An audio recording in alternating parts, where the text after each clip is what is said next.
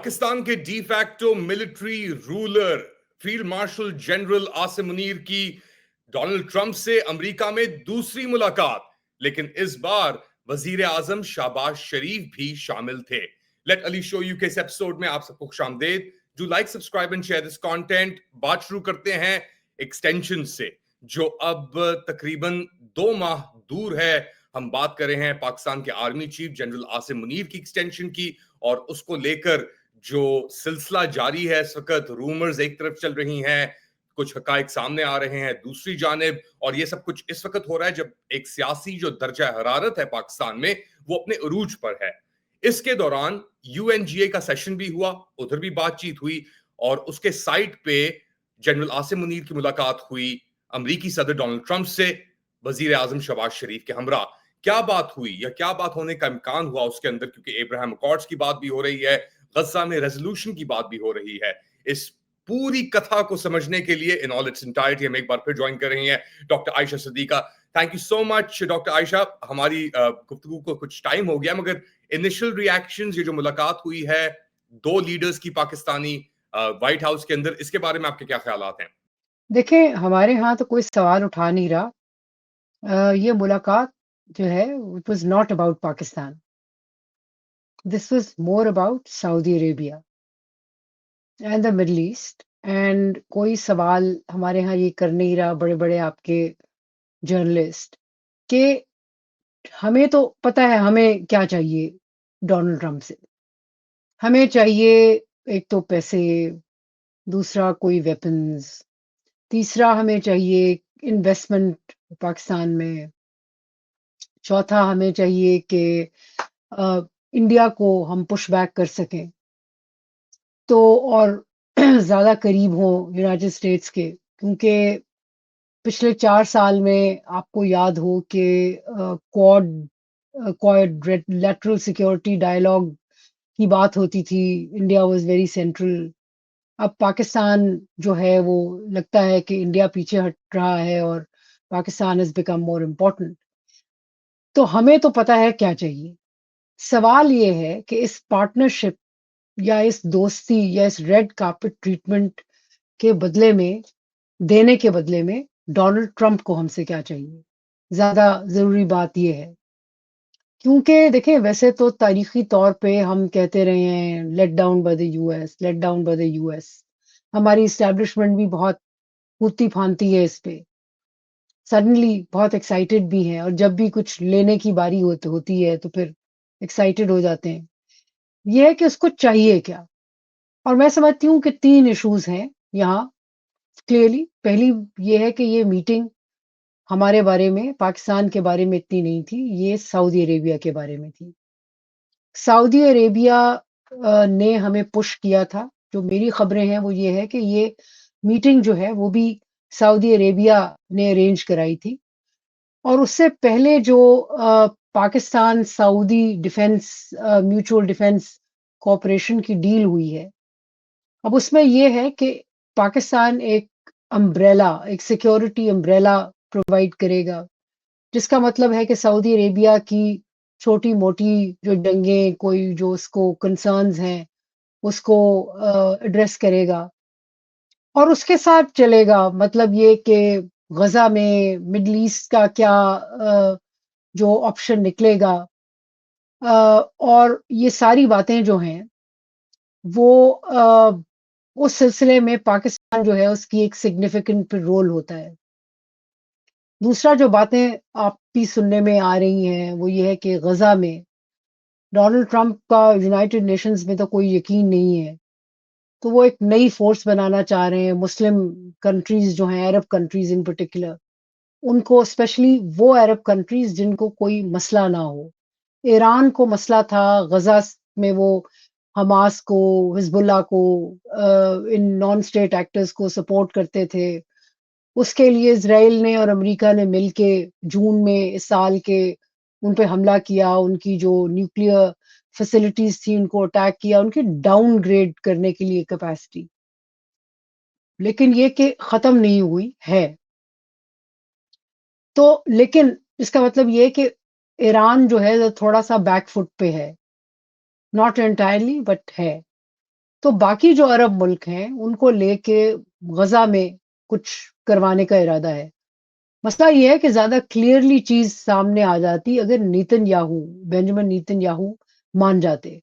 کیونکہ پرسوں کی ہی بات ہے کہ ڈونلڈ ٹرمپ نے کہا کہ میں جو ہے ایک ڈیل کرانے والا ہوں. لیکن ڈیل میں دو پارٹیز ہوتی ہیں. اب ایک پارٹی جو ہے بینجامن نیتن یاہو وہ تو کہہ رہا ہے کہ میں نے پیچھے نہیں ہٹنا. تو اگر اس نے نہیں ہٹنا تو پھر یہ غزہ میں فورس کیسے ڈپلوائے ہوگی, کون کرے گا؟ اور اگر ہو جاتی ہے تو سوال اٹھتا ہے کہ رولز آف انگیجمنٹ کیا ہوں گے. دیکھیں یونائٹڈ نیشنز کے تو رولز آف انگیجمنٹ ہمیں پتہ ہے نا, کہ وہ ان کی گاڑیوں پہ ایک وائٹ اور یا بلو خیال میں جھنڈا ہوتا ہے یونائٹڈ نیشنز کا. پھر یہ کہ وہ صرف پیس کیپنگ کے لیے ہوتے ہیں, وہ گولی نہیں چلاتے. یہ نئی فورس جو بنے گی وہ کیا کرے گی, اس کی بات کون سنے گا؟ اسرائیلی سنیں گے, فلسطینی سنیں گے, حماس سنے گا, کون سنے گا؟ تو دوسرا مسئلہ بڑا یہ ہے. تیسرا ہے جو وہ یہ ہے کہ بگرام چاہیے ڈونلڈ ٹرمپ کو. اب بوٹس آن گراؤنڈ اپنے تو خود تو نہیں وہ جا رہے, تو کون کرے گا؟ اور اس میں میرے خیال میں وہ کیپٹلائز کرنا چاہ رہے ہیں جو پاکستان آرمی اور آرمی چیف جو ہیں, فیلڈ مارشل عاصم منیر, ان کو جو ناراضگی ہے طالبان کے ساتھ, غصہ ہے کہ وہ تحریک طالبان پاکستان کو کنٹین نہیں کر پا رہے, مانتے نہیں ہیں, پاکستان میں حملے ہو رہے ہیں, فوجی مر رہے ہیں. تو اس کو کرنے کے لیے مطلب کہ Donald Trump would like to capitalise اس غصے پہ کہ چلو ان سے کروا لو. تو ایک یہ چیز ہو گئی. چوتھی چیز کیونکہ میں نے تین چیزیں کہی تھی لیکن چوتھی چیز ایڈ کرتی ہوں, وہ ہے پیسے, ریئر ارتھ منرلز. مطلب یہ کہ وہ جیسے میری ایک دوست نے, برطانیہ میں ہم بڑ کر رہے تھے یہاں کے حالات کے بارے میں, تو اس نے ہنس کے کہا یہ پاکستان ہے انگلش میں. تو امریکہ بھی پاکستان ہے آج کل انگلش میں, کیونکہ سب بے ایمانیاں, کرپشن وغیرہ سب ہوتی ہے. اور آپ کی توجہ میں دلانا چاہوں گی, کل کی ایک بڑی زبردست آرٹیکل چھپا ہے نیو یارک ٹائمز میں, جس میں انہوں نے لکھا ہے, جو جرنلسٹ ہے مجھے اس وقت ان کا نام بھول رہا ہے, بلکہ میں آپ کو بتاتی ہوں, ایک منٹ اگر آپ مجھے یو بیئر ود می, کہ وہ جو ہے سٹوری جو ہے اس کا ٹائٹل ہے یہ ہے جی, وے مڈ ایسٹ انوائے پچ پیس, ہز سن پچ انویسٹرز. بڑی دلچسپ کہانی ہے جس میں کس طرح وٹکاف نے جو کہ بزنس پارٹنر ہیں ڈونلڈ ٹرمپ کے, ان کے بیٹوں کے, کیسے انہوں نے یہ جا کے آگ لگائی کہ قطر جو ہے یہ تو دہشت گردوں کو رکھتا ہے, اور ٹرمپ جو ہے قطر سے ناراض ہو گئے. اور پھر قطر نے کس طرح پیسے لگائے, ان کو 400 ملین کا جہاز بھی دیا اور انویسٹمنٹ کی, بہت ساری انویسٹمنٹ کی تاکہ گڈ بکس میں آئے.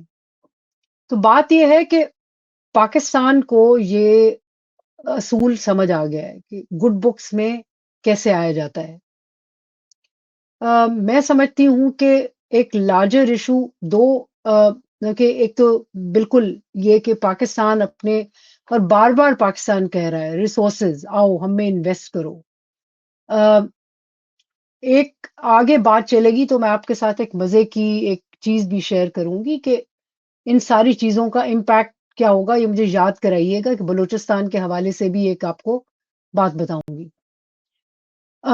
تو سلسلہ یہ ہے کہ یہ چار چیزیں ہیں, اور نیچرلی وہ جو واپس میں جاتی ہوں, وہ جو پیس ہے ان غزہ, یہ پیس فلسطینیوں کے لیے بات نہیں ہو رہی, یہ اسرائیل کے لیے پیس کی بات ہو رہی ہے. یہ جو فرینچ رویرا کی طرح جو بنانا چاہ رہے ہیں جس میں ان کے سٹیکس ہیں, یہ وٹکاف, اور یہ وٹکاف اور قطر والی مسئلے میں بھی وٹکاف اور ڈونلڈ ٹرمپ پارٹنرز تھے. تو بات یہ ہے کہ یہ ان میں ان کے پیسے ہیں, ان میں ان کا لالچ ہے, ان کی انویسٹمنٹ ہے. سے پیس چاہ رہے ہیں اور ابراہیمک ایکارڈز کی بات. مسئلہ یہ ہے کہ ابراہیمک ایکارڈز پھنس جاتے ہیں کیونکہ غزہ کے بعد فلسطینیوں کا کوئی سلوشن کوئی سجیسٹ نہیں کر پا رہا. اور ان کی خواہش یہ تھی، دیکھیں نا اس وقت تو امریکن کیپٹل میں بینجامن نیتن یاہو بھی موجود ہیں، سارے عرب ممالک کے لیڈرز بھی موجود ہیں، پاکستانی وزیر اعظم اور نہیں اس کو ریفریز کرتی ہوں، Pakistani field marshal army chief accompanied by Pakistani prime minister بھی وہاں موجود ہیں.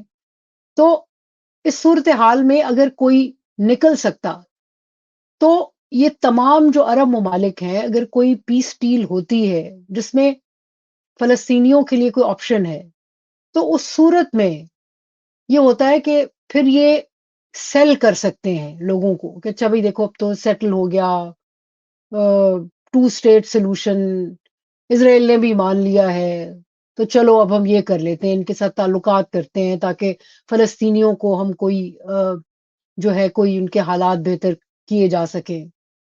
اور پھر ظاہر ہے پاکستان بھی چل پڑتا اسی اس میں.